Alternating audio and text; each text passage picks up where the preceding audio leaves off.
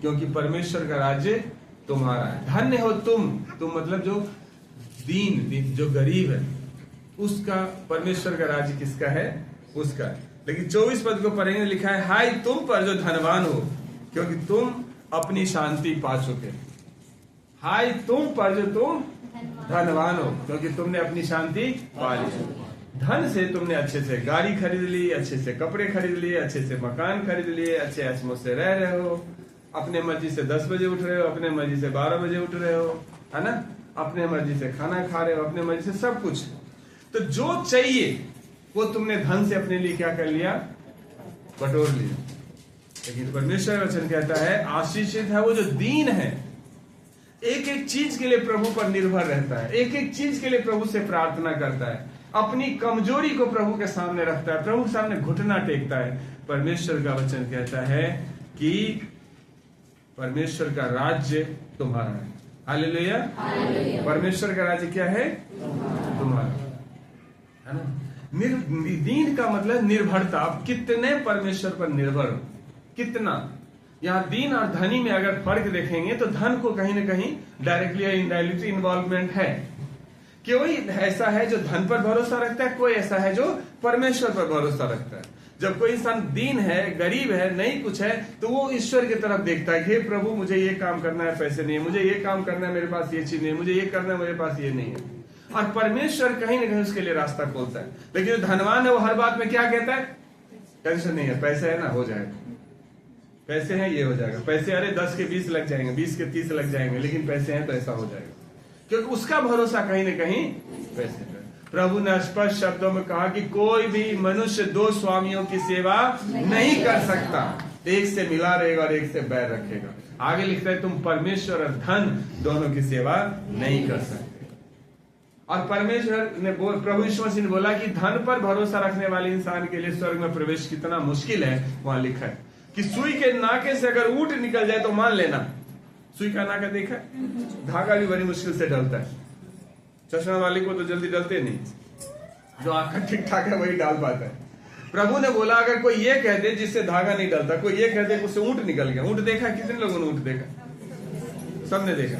बोला अगर उससे ऊंट निकल जाए, कोई कह दे तो मान लेना, लेकिन कोई ये कह दे कि धन पर भरोसा रखने वाले लोग स्वर्ग चले गए, ये कभी नहीं मानना। हालेलुया। क्योंकि जिसके पास धन बहुत होता है या धन पर भरोसा रखता है, परमेश्वर पर भरोसा नहीं रखते। और जो परमेश्वर पर भरोसा रखते हैं वो धन पर भरोसा नहीं रखते। सीधी सी बात है ना। एक कहानी है, एलिशा के टाइम में विधवा थी, याद आया? उसका पति मर गया था और उसके पति ने कुछ पैसे से लिया था कर्ज के रूप में, और उसके 2 बच्चे थे। तो कर्ज जो लिया था वो आया कहने के लिए भाई मेरा पैसा दे दो, नहीं तो तुम्हारे दोनों बच्चों को हम ले जाएंगे, गुलाम करके रखेंगे, और जब मेरा पैसा उतर जाएगा तब तक मैं उसे अपने साथ रखूंगा, उसे मजदूरी कराऊंगा, ये सब। तो वो भागी गई परमेश्वर के सेवक एलिशा के पास, और इस तरह से एड्रेस देता है मेरा पति और तुम्हारा दास, तुम्हारा सेवक है ना, जो परमेश्वर की सेवा करता था, तुम्हारे चेलों में से था, वो मर गया है, और उसको जिसने कर्ज लिया था वो आया है कि उसके बच्चों को ले जाए, सो मेरे लिए कुछ कर। वह 2 सवाल एलिशा पूछता है, मैं तुम्हारे लिए क्या करूं, तुम्हारे पास क्या है? शायद वो स्त्री इस आशा से गई कि कुछ प्रभु का सेवक है, इतनी ज्यादा रुतबा, इतने सारे लोग हैं, सब कुछ है, तो पैसे भी बहुत होंगे, और वो पैसे मुझे कुछ दे देंगे तो मेरी मदद हो जाएगी। लेकिन उल्टा एलिशा पूछता तेरे पास क्या है? परमेश्वर के काम करने का तरीका देख लीजिए, कहता तेरे पास क्या है? उस स्त्री ने बोला हे स्वामी मेरे पास कुप्पी में थोड़े से तेल को छोड़ और कुछ भी। बोला बस बहुत है। मनुष्य जब कुछ बनाता है तो उसको कुछ चाहिए, तब वो कुछ बनाता है, लेकिन परमेश्वर के पास कुछ भी नहीं हो तब भी सब कुछ बना देता है। परमेश्वर ने सृष्टि को बनाया, कुछ नहीं था लेकिन सब कुछ बना दिया। परमेश्वर का काम है नथिंग टू समथिंग करता है, लेकिन मनुष्य समथिंग टू समथिंग करता है। लेकिन परमेश्वर नथिंग टू एवरीथिंग करता है, हर चीज परमेश्वर कर सकता है। परमेश्वर के लिए कुछ भी असंभव नहीं है। बोला बस इतना ही काम था, अब तुम चले जाओ घर पे, पड़ोसियों से बहुत सारे बर्तन मांग के ले आना। वहां लिखा है स्पेशली कि थोड़े बर्तन मत लाना, शायद इसलिए कि मनुष्य का सोच होता है कुप्पी में 2 लीटर 3 लीटर 4 लीटर तेल हो, 20-20 लीटर के हम 10 बर्तन 5 बर्तन ले आएंगे तो बहुत है, थोड़ा थोड़ा डालेंगे पता भी नहीं चलेगा कहां जाएगा। लेकिन परमेश्वर की करुणा को, परमेश्वर की दया को, परमेश्वर की आशीष को एलीशा जानते थे, और इसलिए एलीशा ने कहा कि तू जा, लेकिन थोड़े बर्तन लेके मत आना। मतलब जितना ज्यादा से ज्यादा बर्तन तुम ला सकते उतना लाना, घर में रखना, द्वार बंद करना, और वो तेल जो कुप्पी में थोड़ा सा है वो उन बर्तनों में थोड़ा थोड़ा करके उड़ेल देना। जब उड़ेलना शुरू किया, कुप्पी में से तेल आ ही रहा है लेकिन बर्तन भर रहा है। 1 भर गए, 2 भर गए, 3 भर गए, 10 भर गए, जितने थे सब भर गए, लेकिन कुप्पी का तेल अभी तक खत्म नहीं हुआ। फिर माँ ने कहा बेटे को एक और बर्तन ला। बेटे ने कहा कि मम्मी और बर्तन नहीं रहा, तब तेल रुक गया। हालेलुया। परमेश्वर की आशीष कम पड़ी या बर्तन कम पड़ गए? हाँ, एक भजन गाते ना, मेरी झोली छोटी पड़ गई, यीशु ने दिया। परमेश्वर के पास किसी भली वस्तु की कोई घटी कमी नहीं है। वो भरपूरी से देना जानता है, बहुतायत से देना जानता है। आप लेते कैसे हो ये आपके ऊपर डिपेंड है। आपने जब हाथ उठा दिया अब नहीं चाहिए, तभी परमेश्वर की हाथ रुकता है। जब तक आपका हाथ फैला हुआ है वो देता रहता है, देता रहता है, देता रहता है। एक नहीं बहुत सारे उदाहरण है। पतरस ने मच्छी पकड़ा, जाल में से मछली खत्म नहीं हुआ लेकिन नाव भर गए। 2 नाव यहां लेके डूबने लगे, तीसरा नाव लाता वो भी भर जाता, चौथा लाता वो भी भर जाता, लेकिन जाल की मछली खत्म नहीं होती। यहाँ कुप्पी में थोड़ा सा तेल था, सारे बर्तन भर गए लेकिन कुप्पी का तेल खत्म नहीं हुआ। खत्म कब हुआ? जब अगले का कैपेसिटी खत्म हो गया। बर्तन नहीं बोलेंगे, अगले की कैपेसिटी खत्म हो गया, तब परमेश्वर ऐसे आशीष देता है। इसलिए धन्य है वो लोग जो पूरी तरह से परमेश्वर पर भरोसा रखते हैं। यहाँ पैसे वाले क्या कहते हैं? अरे फलाने को देना है, कोई बात नहीं, एक काम करो, फलाने को बोल दो मेरे नाम से इतना ले आएगा, वहां से ले आओ इतना, वहां से ले आओ, लेके कर दो, हम दे देंगे आगे पीछे। क्यों जाएगा परमेश्वर के सामने? क्यों घुटना टेकेगा? प्रभु पैसे देना है, किस कहां से जाऊं? अपनी दिमाग दौड़ा के ले आएगा। इसलिए वचन इस तरह से कहता है। और धनवान के बारे में याकूब क्या कहता है, 5वें अध्याय को पढ़ेंगे, जरा वो भी सुन लीजिए। धनवान के बारे में याकूब क्या कहता है। अगर किसी को मिल गया हो, ये हमारे बच्चे पढ़ेंगे, जल्दी करो। याकूब की पत्री 5 अध्याय 1 पद से पढ़ो जरा, क्या लिखा, सुनिए ध्यान से। हे धनवानों सुन, माइक ले लो बेटा, सुनिए ध्यान से। हे धनवानों सुन तो लो, तुम ऐसे ऐसे हे धनवानों सुन तो लो, क्या करो? सुन तो लो। हाँ, तुम अपने आने वाले कलेशों पर चिल्ला चिल्ला कर रो। हाँ, तुम्हारा धन बिगड़ गया है और तुम्हारे वस्त्रों को कीड़े खा गए। रुको रुको रुको, तुम्हारा धन क्या हो गया है? बिगड़ गया। और वस्त्रों में क्या लग गए हैं? कैसे कैसे लग गए कीड़े? तुम्हारे सोने चांदी में। एक मिनट, धनवानों की प्रॉब्लम क्या होती है पता है? गरीबों की क्या होती है? 2 से 3 शर्ट होता है, सही बोल रहे ना? 2 से 3 होता है, उसी को 2-2 के पहनते। लेकिन धनवानों की क्या होती है पता है? अलमीरा के अलमीरा भरे रहते हैं, एक पहनते दूसरा टंगा, नंबर आए तो मुझे लगता है 6 महीने साल भर के बाद नंबर ही आता है। तब तक कीड़ा क्या कर जाता है? उसको खा जाता है। पड़े पड़े क्या करेगा? सेंट वैसे इतने डले होते हैं, कीड़े लग जाते हैं, खत्म। वही लिखा है तुम्हारे वस्त्रों में कीड़े लग गए। जबकि परमेश्वर का वचन कहता है अगर तेरे पास 2 है तो एक उसको दे दो जिसके पास नहीं है। लेकिन धनवान क्या करते हैं? रोज रोज एक ही पहन के जाएं, अच्छा लगता है क्या? सब दिन नया, सब दिन नया, सब दिन नया। स्टेटस भी तो मेंटेन करना है। कीड़े भी वही जाके कहते सब दिन एक नया काटेंगे। हाँ, आगे। तुम्हारे सोने चांदी में काई लग गई है। हाँ। और वह काई तुम पर गवाही देगी और आग के समान तुम्हारा मांस खा जाएगी। तुमने अंतिम युग में धन बटोरा। तुमने अंतिम युग में क्या किया है? धन बटोरा। सोना चांदी दबा दबा के रखते, दबा दबा के रखते। अच्छा देख रहे हो ना, गवर्नमेंट छापा मारे, कितने लोग पकड़े जा रहे, है ना? वैसे अच्छा, इस अंकल के पास इतने पैसे, तो चप्पल पहन के स्कूटी पे घूमते थे, इतने पैसे कहां से आए? तो निकाला तो अंत ही नहीं है ना। बड़े बड़े दबा के कहां रखते? बैंक में थोड़े रखते हैं, बैंक में तो गवर्नमेंट को पता चल जाएगा, घर के अंदर ही दबा देते हैं, बोरी में डाल के बेसमेंट में कहीं छुपा देते हैं। वहां क्या हो जाता है?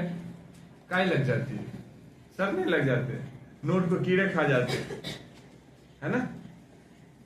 एक विश्वासी नहीं है, गैर विश्वासी बहन है, उन्होंने पति से चोरा के 2,000 के नोट रखे थे संभाल के। गवर्नमेंट ने अनाउंस कर दी कि ये 2,000 के नोट बंद होने जा रहे, तो उन्होंने उसको फटाफट चलाने के लिए सोचा कि उसको चेंज करा लेते, 500 में कन्वर्ट करा लेते। तो नोट निकालने गया, चूहा इतना पढ़ा लिखा था, उसने नोट के नंबर ही सारे खा गए। जितने 2,000 के नोट के नंबर थे वही खा गए। अब वो कहीं चले ना, फिर घूम फिर के मेरे पास आए, बोला कि भाई साहब इसको कुछ उपाय करके चला दो। मैंने कहा देखो मैं तो गवर्नमेंट में हूं नहीं, और वो क्या बोलते हैं रिजर्व बैंक हमारा है नहीं, अब इसका जब नंबर ही खा गया है तो इसको चलाओगे कहां? तो बोला कुछ तो हो ही सकता है, बाकी सारे कड़क हैं, बस यही नंबर ही गायब है। मैंने कहा ये मेहनत के कमाए हैं या गड़बड़ा के लाए हो? तो बोला आपसे क्या छुपाना, ये पप्पू के पापा के जेब से निकाल के जमा किए। मैंने कहा पाप का अवसर है, इसका कुछ नहीं हो सकता, इसको ले जाओ। हालेलुया। तो ऐसा काम क्यों करना? तो छुपा के रखे और नंबर ही गायब, दूसरा कुछ और गायब होता तो शायद चल भी जाता, नंबर ही गायब। तो वही वचन में लिखा है, जब पैसे दबा के रखते हैं तो कीड़े उसमें क्या हो जाता है? लग जाता। अंतिम दिनों में धन बटोरा। अब धन बटोरने का समय नहीं है, प्रभु कभी भी आ सकते हैं, और जब आ सकता है तो धन से काम नहीं चलेगा। लूत के पत्नी को याद रखना, उसको कभी भूलना मत गलती से। बोला जितनी जल्दी हो सके भागो, और बोला स्पेशली बोला गया था पीछे मुड़ के मत देखना। लूत मुड़ के नहीं देखा, लूत की बेटियां मुड़ के नहीं देखी, लेकिन मुड़ के कौन देखा? लूत की पत्नी। और रिजल्ट ये हुआ कि नमक का खंभा बन गई, आज तक खंभा बनी पड़ी है। वो धन जो इंसान को, जिसके पीछे हम लोग भागते हैं ना, वो धन कभी किसी का साथ नहीं देता। ध्यान से नोट कर लीजिए। समृद्ध, परमेश्वर समृद्ध करता है। परमेश्वर कभी आपको धनवान नहीं करेगा, आपको समृद्ध करेगा, कि जितनी चीजें आपकी आवश्यकता है उससे बेहतर परमेश्वर आपको देगा। किसी भली वस्तु की कोई घटी कमी हो नहीं होने देगा, लेकिन इतना नहीं दे देगा कि आप मतलब बीपी शुगर का पेशेंट बन जाओ धन को छुपाते छुपाते। खाली सीढ़ी बहुत बढ़ जाए तब भी तो अब नॉर्मल है ना, पैर भी बहुत बढ़ जाए तो भी अब नॉर्मल है। धन का बहुत ज्यादा बढ़ जाना भी अब नॉर्मेलिटी है, बता दो। और इसीलिए परमेश्वर का हे धनवानो सुन तो लो, तेरा धन बिगड़ गया। तेरा धन क्या हो गया? बिगड़ गया। दूसरी बात जो है, अगर 21 पद को पढ़ेंगे तो वहां लिखा है धन्य हो तुम जो तुम भूखे हो क्योंकि तृप्त किए जाओ। धन्य हो तुम जो क्या हो? भूखे हो क्योंकि तुम तृप्त किए जाओगे। और 25 में लिखा है कि हाय तुम पर जो तृप्त हो। वहां क्या लिखा था? धन्य हो तुम जो भूखे हो। भूखे हो तो क्या हो गए? तृप्त हो गए। और हाय तुम पर जो तृप्त हो क्योंकि भूखे हो गए। क्या हो गए? भूखे हो। हाय तुम पर जो तृप्त हो। तृप्त का मतलब हर चीज से भरपूरी। ये तो कहोगे तो बहुत आशीष है, बहुत अच्छी बात है हर चीज की भरपूरी है तो, लेकिन परमेश्वर का वचन ऐसा नहीं कर। एक बहुत अच्छा उदाहरण है बाइबल के अंदर, धनी मनुष्य और निर्धन लाजर। याद आया? एक धनी मनुष्य है, उसके बारे में लिखा है कि बैंजनी और मलमल के वस्त्र पहनता था। ऐश मौज में उसकी जिंदगी थी, खाने पीने का खूब वो था, बड़ा सा महल था, आराम से रहता था, जिंदगी में कोई घटी कमी नहीं थी। और वहीं पर उसी घर के बाहर ड्योढ़ी पर एक ऐसे बंदे को छोड़ दिया जाता जिसका नाम लाजर था। उसके लिखा है पूरे शरीर में घाव था। वचन में लिखा है कि कुत्ते भी आकर उसके घाव को चाट जाते थे। कुत्ते भी आकर उसके घाव को। उस धनी मनुष्य का क्या नाम है बाइबल में?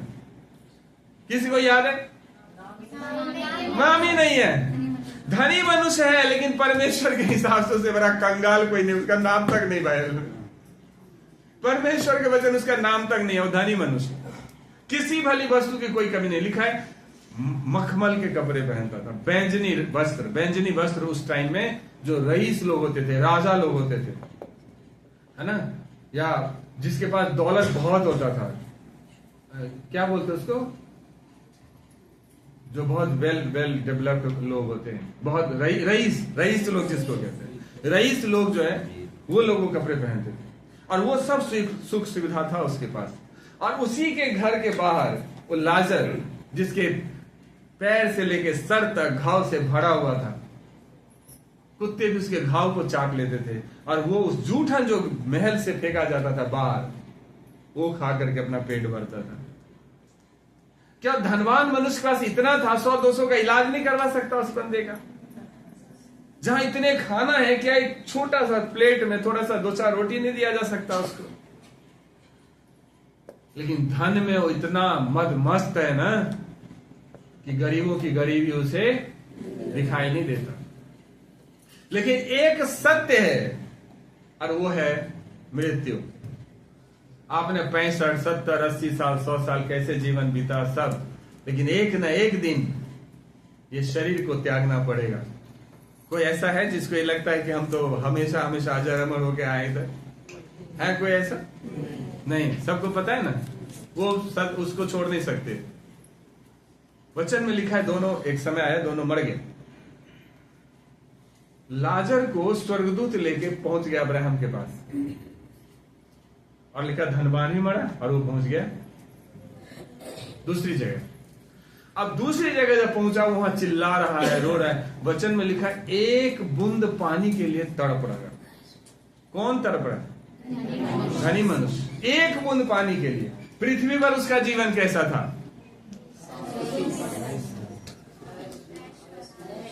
ऐश मौज की कोई कमी नहीं, अच्छे वस्त्र, मलमल के वस्त्र, खाने में एकदम वैरायटी पर वैरायटी, मुंह से निकला नहीं और रसोईया ने बना के रेडी कर दिया, जो चाहिए सब, है ना। कई जगह जाओगे रेस्टोरेंट पे लिखा होता है ना, इटालियन फूड, चाइनीज फूड, है ना, जर्मनी का फूड, अमेरिका का फूड, ये फूड वो फूड। इंडियन फूड को कोई नहीं पूछता। अरे है तो सब खाना ही, लेकिन स्टेटस, ये इटालियन फूड है, ये चाइनीज फूड है, ये उतना नाम भी याद नहीं है मुझे, है ना। तो वो सब फूड उसके पास अवेलेबल था, लेकिन मरने के बाद एक बूंद पानी उसके लिए नहीं है। एक बूंद पानी उसके लिए नहीं, और तड़प रहा कह रहे, हे पिता अब्राहम, लाजर को भेज और बोल के एक बूंद पानी दे दे। उस दिन कहां था जब लाजर भूखा तेरे ड्योरी पर जूठन खाता था? अगर वहां एक प्लेट उसको खिला दिया होता, तभी तुम्हें एक बूंद क्या, एक लोटा, एक बाल्टी पानी मिल जाता। लेकिन यही होता है ना, बस मैं खा लूं, मैं पी लूं, मैं रह लूं, मैं ऐश मौज कर लूं, बस मैं। मरने के बाद किसने देखा क्या होगा? वही इंसान की सबसे बड़ी प्रॉब्लम है। और वचन में लिखा है कि लाजर अब आनंद कर रहा है, और वहां लिखा है, पुत्र तूने तो अच्छी वस्तुएं सारे ले ली, इसलिए अब तो दुख भोग रहा है। सो परमेश्वर जो शाश्वत सत्य है, परमेश्वर जो हमारे जीवन का स्रोत है, परमेश्वर जहां से हमारी सांस शुरू है, जहां हमारी सांस अंत है, हम उस परमेश्वर को छोड़कर जब सांसारिक बातों में खो जाते हैं, जो छलावा है, जो आज है और कल गायब हो जाएगा, उन बातों में खो जाते हैं, तो हमारा जीवन फिर दुख दर्द में चला जाता है, तकलीफ। अगर भूखा ही रहना है तो परमेश्वर के वचन के लिए भूखा रहो, भूखा ही रहना है तो परमेश्वर की संगति के लिए भूखा रहो, भूखा ही रहना है तो परमेश्वर की उपस्थिति में रहने के लिए भूखा रहो। रोटी यूं ही मिल जाएगी। शैतान ने कहा था प्रभु यीशु मसीह से, 40 दिन का तू भूखा है, पत्थर को बोल तेरे लिए रोटी बन जाएगा। लेकिन यीशु ने क्या जवाब दिया? मनुष्य केवल रोटी से ही जीवित नहीं रहेगा, परमेश्वर का हर एक वचन से जीवित रहेगा। हमें भूख प्यास परमेश्वर की वचन का होना चाहिए, उसकी संगति का होना चाहिए। लेकिन हम संसारिक रूप से तृप्त हैं, सोचते हैं कि हम आशीषित हैं। वचन ऐसा नहीं कहता, वचन कहता है शापित है। ये मैं नहीं बोल रहा हूं, परमेश्वर का वचन कहता है। वो क्या है? शापित है। इसलिए परमेश्वर के नजदीकी में बढ़ो, परमेश्वर के महिमा करो, परमेश्वर की संगति का भूखे रहो, तब जाकर के परमेश्वर जीवन को भरपूरी से क्या देगा? आशीष देगा, बढ़ाएगा, है ना, आशीष देगा, बढ़ाएगा। एक और बात उसमें लिखा है, धन्य हो तुम जो रोते हो क्योंकि हंसोगे। रोने का मतलब दुख में, तकलीफ में, परेशानी में, दर्द में अगर हम हैं तो प्रभु का वचन कहते तुम हंसोगे। जीवन में जब दुख, तकलीफ, परेशानी आता है, स्ट्रगल आता है, तो वो इसलिए नहीं आता कि आपको बर्बाद कर दे।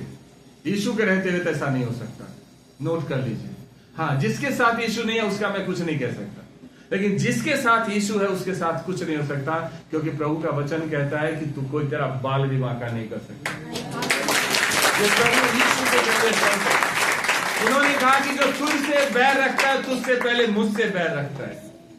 इसलिए अगर हम यीशु में रहते हुए, अगर हमारे आंख में आंसू है, यीशु में रहते हुए अगर हमारे पास स्ट्रगल है, संघर्ष है, दुख है, तकलीफ है, तो वो निश्चित रूप से हमारे एक बहुत बड़ा रिवार्ड को लेके आ रहा, बहुत बड़ी आशीष को लेकर आ रहा।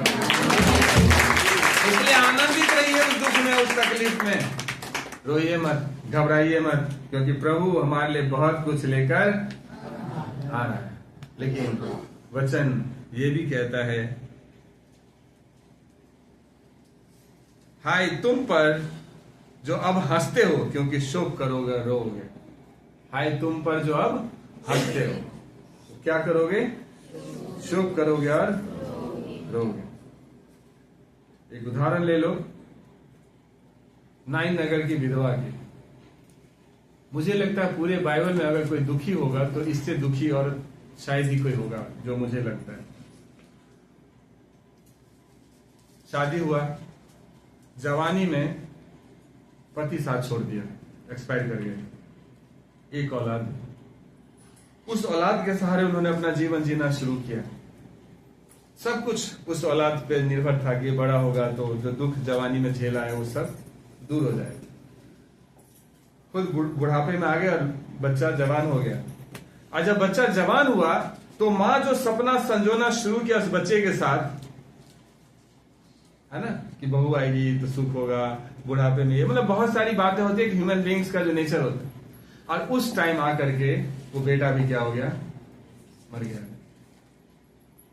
अब उस औरत का दुख क्या होगा आइडिया लगा सकते हो। जवानी में पति मर गया, बुढ़ापे में बेटा मर गया। पूरे गांव उसके साथ उस बच्चे को शमशान ले जाने के लिए। हो सकता है कोई ये भी कहता होगा कि दुखी मत हो, मुझे अपना बेटा समझ लो, चाची मुझे अपना बेटा समझ लो, भाभी मुझे अपना बेटा समझ लो, ये कहता हो, है ना। ये जो बड़े होंगे कहते बेटा तू टेंशन न ले, हम हैं, हम तुम्हारे जीवन में साथ देंगे, ये सब कुछ कहता होगा। लेकिन उस दुख को बांटने वाला कोई नहीं था। लेकिन परमेश्वर पिता का धन्यवाद हो, जब उस अर्थी को लेकर जा रहा था, जवान बच्चे को दफनाने के लिए या जगाने के लिए, जलाने के लिए ले जा रहा था, तभी यीशु आ गए और अर्थी के सामने खड़ा हो गए। अर्थी उठाने वालों ने रख दिया और प्रभु यीशु ने बोला, हे जवान, मैं तुझसे कहता हूं उठ। और वचन में लिखा हो, मुर्दा उठ गया। मुर्दा क्या हुआ? क्यों? क्योंकि प्रभु ने उसके मां के दर्द को देखा, उसके दुख को देखा, उसके तकलीफ को देखा, उसके आंसू को देखा, और प्रभु उस पर तरस खाया, प्रभु ने उस पर दया करी और उसका जीवन आनंद में बदल गया। क्या हो गया? आनंद में बदल गया। पूरा भीड़ मस्त हो गए, आनंदित हो गए, क्योंकि प्रभु ने उसमें आकर के एक नया स्टोरी तैयार कर दिया, एक नई गवाही खड़ा कर दिया और वो मुर्दा जीवित हो गया। वो दुखी था, शोकित था, प्रभु ने उसे आनंद में बदल दिया। लेकिन वही एक और धनी मनुष्य है जिसको बहुत सारा उपज हुआ। सब लोग सुन रहे? बहुत सारा उपज हुआ। उसने बोला, इतना धन का मैं क्या करूं, इतनी उपज का मैं क्या करूं? बोला, ऐसा करूंगा, पुराना बखारी तोड़ दूंगा, नया बखारी बनाऊंगा, सारे धन को उसमें भर के रखूंगा, क्योंकि कई सालों तक हमारे रहने के लिए बहुत कुछ है। कई सालों तक हमारे रहने के लिए क्या है? बहुत कुछ है। और फिर मैं अपने प्राण से कहूंगा, अपने आप से, हे मेरे प्राण, आनंद कर, मगन रह, मस्त में रह। मुझे लगता पौवा लिखा के सो गया, काफी के एकदम चुल हो के सो गया, बस मस्त हो जा। नींद में एकदम मस्ती में कि भाई सुबह अपना लेबर सबको लगा देंगे, बड़ा बखाड़ी बना के सब भर के रखेगा एकदम। रात में उसके पास आवाज आया, हे मूर्ख, आज ही तेरा प्राण तुझसे ले लिया जाएगा। अब ये बता दे वो धन किसका है? हो गई नहीं, प्रभु ने टायर पंचर कर दिया।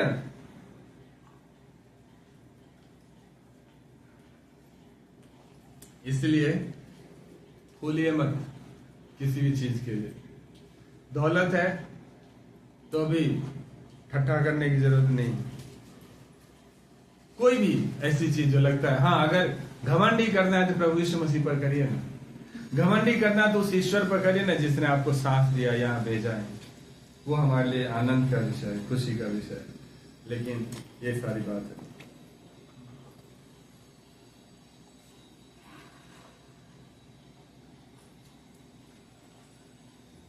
बाईस 23 में लिखा है, धन्य हो तुम जब मनुष्य के पुत्र के कारण लोग तुमसे बैर करेंगे, तुम्हें निकाल देंगे, तुम्हारी निंदा करेंगे, तुम्हारा नाम बुरा जानकर काट देंगे। उस दिन तुम आनंदित होकर उछलना, क्योंकि देखो तुम्हारे लिए स्वर्ग में बड़ा प्रतिफल है। उनके बाप दादे भविष्यवक्ता के साथ भी वैसा ही क्या करते थे। धन्य हो तुम जब प्रभु के नाम के कारण क्या कर दे। और 26 में क्या लिखा है, हाय तुम पर, दुनिया सुनिए ध्यान से, हाय तुम पर जब सब मनुष्य तुम्हें भला कहे, क्योंकि उनके बाप दादे ने झूठे भविष्यवक्ता के साथ भी वैसा ही क्या करते। सुनिए क्या कह रहे, आशीषित हो तुम जब लोग तुम्हारा क्या करें, लोग तुमसे बैर करें, तुम्हें निकाल दे, तुम्हारी निंदा करे, तुम्हारा नाम बुरा जानकर काट दे। अगर आज मसीह के कारण आप पर सताव नहीं है, मसीह के कारण लोग आपकी बुराई नहीं कर रहे, मसीह के कारण लोग आपको नीचा नहीं देख रहे, तो कान खोल के सुन लीजिए, आप मसीह के नहीं हैं। ये मैंने कहा, परमेश्वर का वचन क्या है।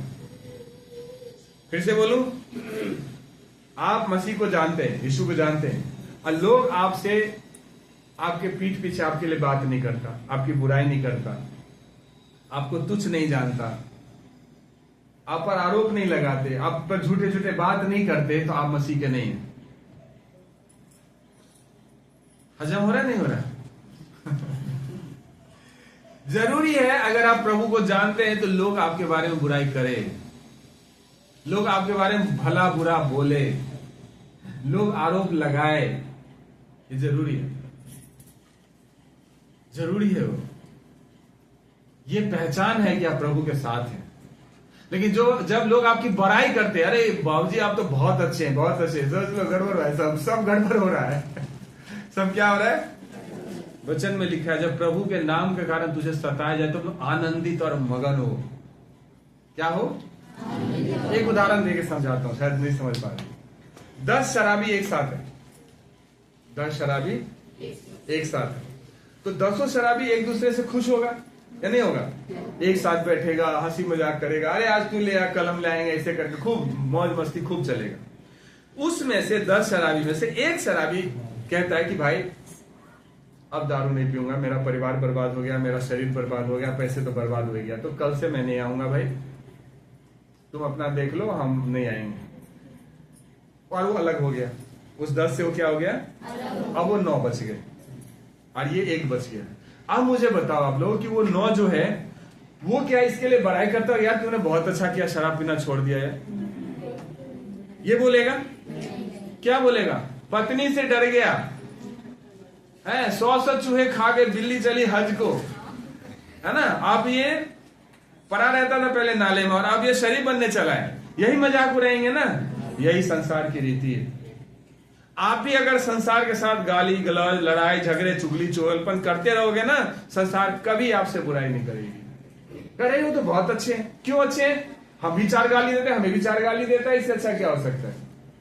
आप यार दोस्त को देख लो, जो लड़के समय आपस में दोस्ती होती है ना, सुबह हम लोग टहलने जाते हैं, भीड़ के भीड़ लड़कों को देखते हैं, एक दूसरे को ऐसे गाली दे रहे हैं। मैंने कहा हमारे जमाने में ऐसा होता तो लड़ाई झगड़ा सब हो जाती, और बड़े मजे से वो उसको गाली दे रहे, उसको गाली दे रहे। कारण क्या है? तू भी पापी, हम भी पापी, तू हमें बोल, हम तुझे बोलते, कोई फर्क नहीं पड़ता। लेकिन प्रभु जब आपको उस भीड़ से बाहर निकालता है, आपको कहता बुराई नहीं करना, झूठ नहीं बोलना, गाली गलौज नहीं करना, लड़ाई झगड़ा नहीं करना, तो उनको चुभता है। जैसे वो शराब छोड़ दिया, 9 को चुभने लगा कि ये शरीफ कैसे हो गया। आज दुनिया को यही प्रॉब्लम है, ये सुधर कैसे गया, ये भलाई के रास्ते को कैसे पकड़ लिया, इसने सच्चे ईश्वर को जान कैसे लिया, और इसीलिए आपके पीछे लट लेके पड़ जाएंगे। तुम क्यों सुधरे? उनकी प्रॉब्लम यह है कि तुम सुधरे क्यों। और किसी भी संगति में चले जाओ, किसी को कोई प्रॉब्लम नहीं है, प्रभु के पास आ जाओ, सबको प्रॉब्लम है, क्योंकि यहां सुधरना है। जैसे आपको चर्च के अंदर रहना है, वैसे चर्च के बाहर भी रहना है।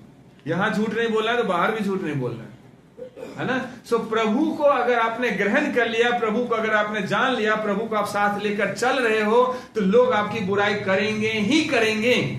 और अगर बुराई नहीं कर रहे तो आपके लिए सब गड़बड़ है, इसका मतलब आप प्रभु के साथ चल ही नहीं रहे, और ना प्रभु आपके साथ चल रहे। वचन में लिखा है, जब लोग तुझे बुरा कहे, लोग तुझे आरोप लगाए, झूठा बोल बोल के तुझे फंसाए, तरह तरह की बातें करे, वचन करे, तब तुम आनंदित और मगन होना। हालेलुया। ये इस बात का प्रमाण है कि परमेश्वर ने आपको संसार से निकाल लिया है और संसार से निकाल कर अपने साथ जोड़ लिया है। लेकिन जब लोग खुश होते हैं, आप मिश्रा जी बहुत अच्छे, आप बहुत अच्छे, बहुत अच्छे, समझो कि सब गड़बड़ चल रहा है, कुछ अच्छा नहीं है। कुछ ना कुछ बुराई करने वाले लोग होने चाहिए, है ना, होने चाहिए। सताव जरूरी है। अगर आप उन्नति पाना चाहते तो सताव जरूरी है। इजरायलियों के साथ देखो, है ना, ऐसे सताव हुआ था। मैं अपनी बात बता रहा हूं। मुझे रात में जब ये वचन तैयार कर रहा था तो मेरे को सोच रहा था कि क्या कुछ मेरे जीवन से रिलेट करता है। तो एक छोटा सा मेरे जीवन की बात याद आई। मैं 5वीं या 6ठी क्लास में था, तो डिस्ट्रिक्ट लेवल पे मैंने अवार्ड जीता था। मैं अपने पूरे स्कूल से एक मैच चुना गया, मतलब मैं ही जीत के आया, बाकी कोई नहीं जीत गया। तो जब जीत के आया तो उससे पहले मेरे 8-10 दोस्त थे। हम सब एक ही साथ खेलते थे, एक ही साथ स्कूल जाते थे, एक ही साथ सब एक दूसरे को साथ करते हुए स्कूल जाते थे, बड़ी दोस्ती थी। लेकिन जब मैं अवार्ड जीत के आया, कोई मेरे से सीधी मुंह बोलने का राजी नहीं, कोई बात नहीं करता था। 5वीं या 6ठी क्लास की बात मैं बता रहा हूं। तो मुझे को बहुत बुरा लगा कि ये दोस्त मेरे से बात क्यों नहीं करता। मैं टोकूं तो मुंह फेर ले, बात ही ना करे। मैंने कहा बुराई क्या कर दिया हमने इनको। तो मैं रो रहा था। तो दादाजी ने पूछा तू रो क्या रहा है? मैंने कहा जब से मैं आया हूं वहां से इनाम जीत कर, तब से हमारे एक भी दोस्त हमसे बात ही नहीं करते। तो दादाजी मुस्कुरा के करे तो बहुत अच्छी बात है। मैंने कहा खाक अच्छी बात है, मेरे एक भी कोई दोस्त नहीं, मैं किससे बातचीत करूं, आपसे थोड़े बातचीत करूंगा, आप तो बूढ़े हो गए। तो दादाजी ने एक बात कहा मुझे, बोला बेटा एक नोट कर, इंसान उस इंसान के पीछे पड़ता है जो इंसान सही रास्ते पे जा रहा होता है। उसके दोस्त भी कम होते हैं और उसके दुश्मन ज्यादा होते हैं। लेकिन जो इंसान गलत रास्ते पे चल रहा होता है ना, उस इंसान के साथ बहुत लोग होते हैं, उस इंसान के साथ बहुत लोग होते हैं। तुमने जो ये अवार्ड जीता है ना, ये कहीं को हजम नहीं हो रहा है, और लेकिन ये इस बात का प्रमाण है कि तुम्हारी मेहनत सही रास्ते पे जा रही है। इसलिए इस बात की चिंता मत करो। एक समय ऐसा भी तो आ सकता है तुम्हारे जीवन में जब तुम अकेले रह जाओगे। जब तुम टॉप करोगे तो अकेले पाओगे ना। पास तो सब कर जाते हैं क्लास में, लेकिन फर्स्ट डिवीजन एक को ही आता है, टॉप एक ही करता है। इसलिए जब तुम्हारे दोस्त तुम्हारे सपोर्ट नहीं करे तो समझ जाओ कि परमेश्वर तुम्हारे जीवन में कुछ बेहतर कर रहा है। और उस बात को मैंने उस टाइम गांठ में बांध लिया। और फिर मैंने कहा दोस्त साथ चल रहे तो चल, नहीं तो हमें तो सही चलना ही चलना है। और फिर वो दिन है और बढ़ते चले गए। फिर सेकंड क्लास कभी करा ही नहीं, फर्स्ट। समझे? तो जब आप सच्चाई के मार्ग पर चलेंगे ना, तो आपके बहुत सारे दुश्मन बन जाएंगे, दोस्त कम रहेंगे। लेकिन जब आप गलत रास्ते पर चलेंगे तो दोस्तों की कमी नहीं मिलेगी, दोस्तों की कमी नहीं मिलेगी। परमेश्वर के रास्ते पर चलना एक सच्चाई पर चलना है, खड़ाई से चलना है। वहां प्रभु ही आपका सच्चा मित्र हो सकता है, सच्चा दोस्त हो सकता है, सच्चाई से आपको लेकर चल सकता है। लेकिन संसार चूंकि पाप में है, दुष्टता में है, व्यभिचार में है, वो कभी नहीं आपको सपोर्ट करेगा कि आप सच्चाई से चलो, वो आपको रोकेंगे। इजरायली के साथ क्या हुआ? इजरायली परमेश्वर को मानते थे। जब उन्हें पश्चाताप हुआ, सारी बातें हुई, बढ़ने लगे, तेजी से परमेश्वर उस जाति को बढ़ाने लगा। तो जब बढ़ाने लगा तो मिस्री लोगों ने उस पर सताव करने के लिए प्लान बना दी, उसके बुद्धिमानी से काम किया, उस पर सताव बढ़ा दिया। सताव इतना बढ़ाया कि उसके बोला कि लड़का पैदा हो तो उसको मार देना, उसी पत्थर पे, जिस पर बच्चा पैदा उसी पत्थर पे उसे बच्चे को मार देना। ये एक माँ के लिए क्या सोचते हैं, आसान काम है, बहुत दर्द का बात है, लेकिन माँ उस दर्द को सहती थी, मजबूरी था, वो बढ़ते चले गए, है ना।